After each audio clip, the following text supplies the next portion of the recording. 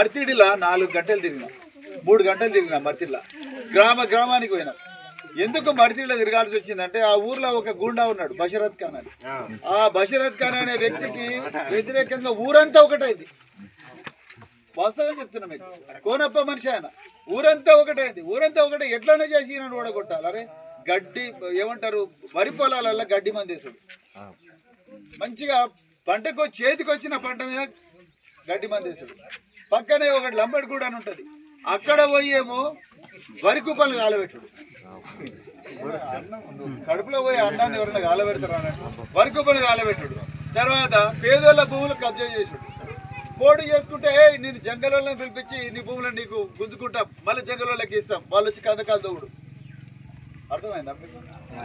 లేకపోతే కేసులు పెట్టుడు. ఇంకా పండుకున్న మహిళలను అగ్గిపుల్ల గీసి ఇల్లు కాలబెట్టుడు. ఒక ఆమె చచ్చిపోయింది. చచ్చిపోయేటప్పుడు ఆమె ఏం చెప్పింది ఎరికేనా, కాలబెట్టిన తర్వాత మనుషులు తొందరగా చావరు. ఆమె హాస్పిటల్లో కూర్చొని ఎవరమ్మా నిన్ను కాలబెట్టిందంటే బషరత్ ఖాన్ అని పేరు చెప్పింది. చచ్చిపోయే మహిళ ఒకరిని చంపాలని అనుకుంటుందా? ఆమె నాకు చావు కారణం బషరత్ ఖాన్ ఉన్నది. అట్లాంటి వాళ్ళకు మనకు కోనప్ప సపోర్ట్ చేస్తున్నాడు. ఏమంటామంటే ఎందుకు చెప్తున్నట్టే వాస్తవాలు మాట్లాడుకోవాలి. అట్లాంటి వాళ్ళు మన దగ్గర నాయకులు. కానీ ఈరోజు మర్తిడిలో ఏమైంది, ఊరంతా ఒకటైపోయింది. అన్ని కులాలు, ఎస్సీలు, ఎస్టీలు, బీసీలు, అందరు ముస్లింలతో సహా అందరు ఒకటై ఈసారి నేను ఎట్లనే ఓడగొట్టాలంట. అట్లనే ఈరోజు మన మూగేళ్ళలో కూడా అందరు ఒకటి కావాలి. అందరు యూత్ అసోసియేషన్స్ ఉన్నాయి. అదేవిధంగా రాజ్గొండ్ సేవా సమితి ఉన్నది, ఆదివాసీ తుడుందెబ్బ ఉన్నది. అదేవిధంగా పెద్ద పెద్ద నాయకులు ఉన్నారు, మాజీ సర్పంచులు ఉన్నారు, తర్వాత వార్డు మెంబర్లు ఉన్నారు, మాజీ వార్డు మెంబర్లు ఉన్నారు. వీళ్ళందరూ కలిసి ఒక్కసారి మన ఆశ్రమ అశోక్ చేస్తే అద్భుతంగా ఈ గ్రామం డెవలప్ అవుతుంది. మరి ఇంతకుముందు సర్పంచులు ఏంది, ఎమ్మెల్యేల దగ్గరకు పోయి బాంచన్ కాల్మొక్తాన్ని నిలబడాలి, చెప్పులు ఇడిచి ఇంటి ముంగట నిలబడాలి. వాళ్ళు మంచిగా నిద్రపోతుంటారు చికెన్ మటన్ తిని. మనం ఆయన ఎప్పుడు నిద్రలేస్తాడో, ఎప్పుడు ఛాయ్ తాగి బయటకు వస్తాడో అని వాళ్ళ ఇంటి ముంగట చెట్ల కింద పడిగాపులు కాకుండా కూర్చోవాలి. వస్తేనే రాగానే కాళ్ళ మీద పడాలి. అయ్యా బాంచను కాలు మొక్తంటే ఏంది ఎందుకు వచ్చినావు, మూగేళ్ళ రోడ్డు లేదా, ఆ రోడ్డు వస్తుంది, వచ్చినప్పుడు వస్తే వచ్చింది, నీకు కాంట్రాక్ట్ వస్తుంది, కానీ ఆ కాంట్రాక్ట్ నువ్వు చేయవు. వాడు ఎవడో బేనామీ ఉంటాడు, ఆ బేనామీతో కాంట్రాక్ట్ చేపిస్తారు. అంటే ఇదే జరిగింది ఎన్ని రోజులు. ఏటీఎం కార్డు ఏమో నీ దగ్గర ఉంటుంది, కానీ పిన్ కోడ్ ఏమో వాళ్ళ దగ్గర ఉంటుంది. అన్ని గిరిజన గ్రామాలు అదే జరిగింది, దర్గావులు అదే జరిగింది, గోందిలో అదే జరిగింది, లైన్గూడలో అదే జరిగింది, జోగాపూర్లో అదే జరిగింది, మాలిని, మేడిపల్లి, పూసుగూడ, ఏ ఊరు పోయినా ఇదే స్టోరీ. ఏటీఎం కార్డు మా దగ్గర కార్డులు ఉన్నాయంటారు. నీ డబ్బులు ఏంటి వచ్చినట్టే నాకు తెలియదు, బాంచిన ఉంటారు. బట్పల్లి కూడా 5 లక్షలు గుంజుకున్నాడు. కాంట్రాక్ట్ ఏమో వేరేవాడు చేస్తాడు, కానీ పేరేమో నీది ఉంటుంది. ఏం జరుగుతున్నదో తెలియదు. అలాంటి పరిస్థితి అశోక్ దగ్గర ఉండదు. ఏదైనా కూడా బరాబర్ లెక్క చూపిస్తాడు. ఏదైనా కూడా మొత్తం ప్రభుత్వం నుంచి ఏది వచ్చినా కూడా ఆ ఫండ్స్ గ్రామ పంచాయతీకి ఖర్చు పెడతాడు. అదేవిధంగా గ్రామంలో ఎవరైనా యువకులు కాంట్రాక్ట్ చేయాలనుకుంటే వాళ్ళకే ప్రోత్సహిస్తాడు. అదేవిధంగా మీ గ్రామంలోనే సంపద పెట్టి చూస్తారు, అంతే తప్ప ఎమ్మెల్యేల దగ్గర పోయి కాలు పట్టుకొని కూర్చోండి. అదేవిధంగా మీకు ఏమైనా సమస్యలు ఉన్నాయనుకోండి, ఎంఆర్ఓ దగ్గర కాలే, ఎస్ఐ దగ్గర కాలే, ఎస్పీ దగ్గర కూడా నేను తీసుకుపోతా అశోక్.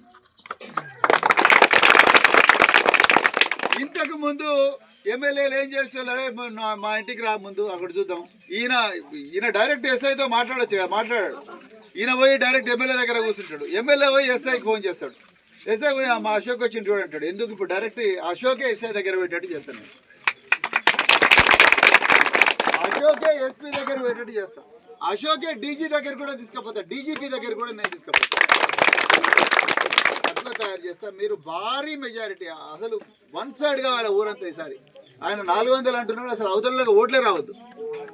వీలైతే అట్లా 1040 ఓట్లు ఉన్నాయి, 900 ఓట్లు మనకే రావాలి. వస్తాయా? ఉంగరం గుర్తుకే. ఆనాడు జల్ జంగల్ జమీన్ అని చెప్పేసి మహనీయుడు కొమరం భీం బారు ఎట్లయితే కొట్లాడిండో, ఈ రోజు బాబాసాహెబ్ అంబేద్కర్ ఇచ్చిన ఓటు అనే ఆయుధాన్ని తీసుకొని కొమరం భీం తుపాకీ పట్టుకున్నాడు. ఈ రోజు మన బరాబర్ భారీ మెజారిటీతోని సర్పంచ్ గా గెలిపించాలని చెప్పి కోరుకుంటూ, జై Komaram Bheem. And today we are in a village called Chedwai of Penchkalpet Mandal, and the government of Telangana they have sanctioned money for concrete roads, popularly called as CC roads, under some scheme.